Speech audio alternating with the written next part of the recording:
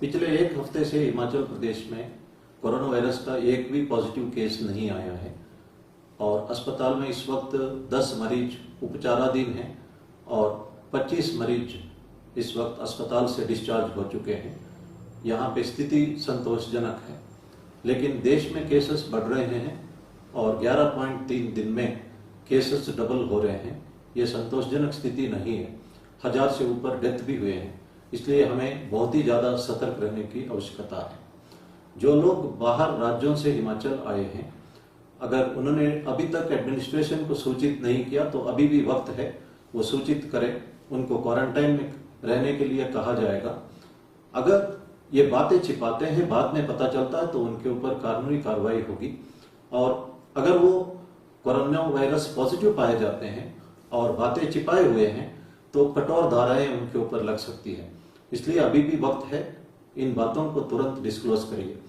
और आपके अड़ोस पड़ोस में अगर कोई व्यक्ति बाहर राज्यों से आया है और ये बात एडमिनिस्ट्रेशन को पता नहीं है तो आप सूचित करिए और हम उनको क्वारंटाइन में रहने के लिए कहेंगे। कुछ लोग क्वारंटाइन जंप कर रहे हैं, ये सही नहीं है। Health and family welfare ministry के गाइडलाइंस के मुताबिक जो क्वारंटाइन में है वे अगर अकेले कमरा और उसके साथ अटैच्ड टॉयलेट्स है तो वहां रहना चाहिए। घर में सीनियर सिटीजन से दूरी बनाए रखना चाहिए, सोशल डिस्टेंसिंग मेंटेन करना चाहिए, अपना बर्तन आदि सेपरेटली यूज करना चाहिए और घर के अंदर मास्क पहनना चाहिए। इन आदेशों का सभी लोग बाहर से आए वे पालना करें।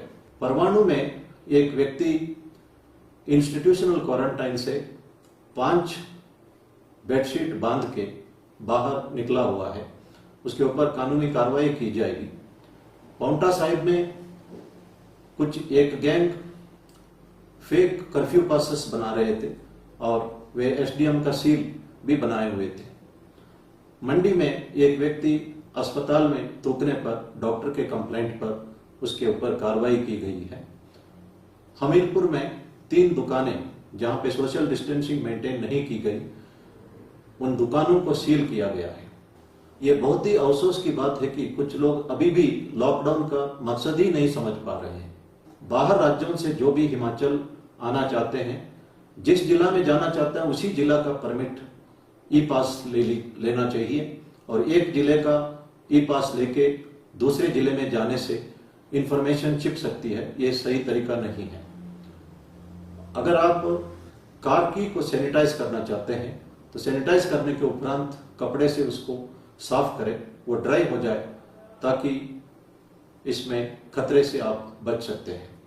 आपके पास अगर कोई फेक न्यूज है, न्यूज आइटम है या डिजिटल न्यूज है, आप हिमाचल प्रदेश का वेब पोर्टल fakenews.hp.gov.in यहाँ पे भेज सकते हैं और ये फेक पाने पर सरकार अपने वेब पोर्टल में सही स्थिति दर्शाएंगे। इसी तरह अगर आप 9816323469 नंबर पर फोन करके भी फेक न्यूज के बारे में सूचित कर सकते हैं, उचित कार्रवाई की जाएगी। ऑनलाइन हैकर्स ट्यूटोरियल नाम से लोगों से पैसा कलेक्ट किया जा रहा है। कई लोगों ने पैसा खो लिया है। इस पर सतर्क रहे और पुलिस इस पे उचित कार्रवाई करेगी। स्कैमस्टर्स जो है WHO के नाम पे रॉन्ग एडवाइस देते हैं और डोनेशन भी कलेक्ट कर रहे हैं, इस पर भी सतर्क रहने की आवश्यकता है। गूगल डूडल वेब पोर्टल से बच्चे गेम्स खेल सकते हैं, ये खतरनाक गेम्स नहीं है। WHO चिल्ड्रन स्टोरीज यंगस्टर्स को और बच्चों को कोविड-19 से फाइट करने के बारे में सहायता मिल सकती है, इसका आप उपयोग कर सकते हैं। हमारे स्वतंत्र सेनानी कई बार जेल जा चुके हैं। हर बार उन्हें जब जेल की सजा सुनाई जाती थी तो वे इस आशा से जेल की सजा काटते थे कि भारत आजाद होगा। महात्मा गांधी जी एक कर्मयोगी थे। वे हमेशा देश को स्वावलंबी होने पर जोर देते थे। जब उनकी डेथ हो रही थी, उन्होंने ये कहा था कि हे राम राम। भगवत गीता में कहा है कि कोई भी आखिरी सांस में भगवान को याद करता है, वो भगवान में लीन होता है। और गांधी जी में ये बात हम देख सकते हैं। महात्मा गांधी जी अपनी मां से पूछा था, how to get happiness and contentment in life. माता ने कहा था कि if you save one life and wipe out the sufferings of a few, you get complete satisfaction in life. अगर आप एक आदमी का जान बचाओगे और कुछ लोगों का कष्ट दूर करोगे, आपको पूर्ण संतुष्टि लाइफ में मिलेगी। माता ने सत्य बोलने के बारे में भी, ईगो नीचे रखने के बारे में भी सलाह दी थी। महात्मा गांधी ने फास्टिंग के बारे में अपनी मां से ही सीखा था। महात्मा गांधी जी जब साबरमती रिवर के दूसरे तट पर एक औरत के पास कपड़ा नहीं था तो अपना कपड़ा निकाल के दिया था। उसके बाद उन्होंने सोचा कि जब तक आम आदमी के पास कपड़ा नहीं है तो मैं भी कपड़ा ज्यादा नहीं पहनूंगा। वे राउंड टेबल कॉन्फ्रेंस में भी सिर्फ एक ही कपड़ा लपेट के गए हुए थे। उन्होंने इंग्लैंड में बैरिस्टर की पढ़ाई की थी। वे भारत को सही मायने में रिप्रेजेंट करने का धैर्य उनमें था। माता ने कहा था ईगो को नीचे रखना। एक बार महात्मा गांधी जी पोरबंदर जा रहे थे ट्रेन पर।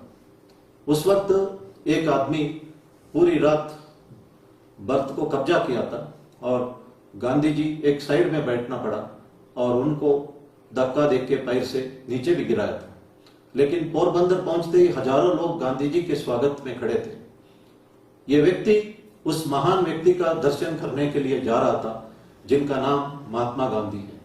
उन्होंने महात्मा गांधी जी का पैर पकड़ा, माफी मांगी। महात्मा गांधी ने कहा है कि मैंने तो आपको बहुत पहले ही माफ किया था, आप इस तरह की हरकतें दोबारा मत किया करें। मैंने कहा था कि नेल्सन मंडेला दोबारा राष्ट्रपति बनने से मना किया था, लेकिन महात्मा गांधी जी किसी भी पद को स्वीकार ही नहीं किया था।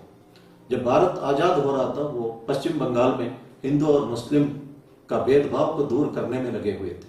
उन दिनों में लोगों में एक सेल्फलेस सैक्रिफाइस का एटीट्यूड था। महात्मा गांधी जी को औरतों ने जेवरात निकाल के देते थे। सर्च इन सीक्रेट इंडिया किताब में पॉल ब्रंटन ने इस तरह का कई सेल्फलेस सैक्रिफाइस के बारे में जिक्र किया था। आचार्य विनोबा भावे जब भूदान मूवमेंट के निकले, लोगों ने एकर्स ऑफ लैंड डोनेट किया था फॉर रीडिस्ट्रीब्यूशन अमंग अदर्स।